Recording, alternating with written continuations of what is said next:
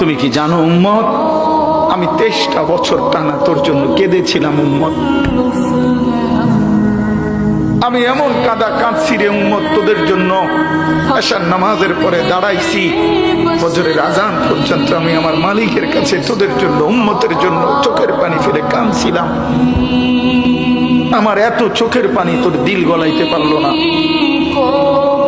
আমি তায়েফের পাথরের আঘাতে আমার পিঠটা চালনির মতো ছিদ্র ছিদ্র হয়ে গেছে রক্তে। আমি বুকে পেটে 2টা পাথর বাঁধছি ক্ষুধার কষ্টে।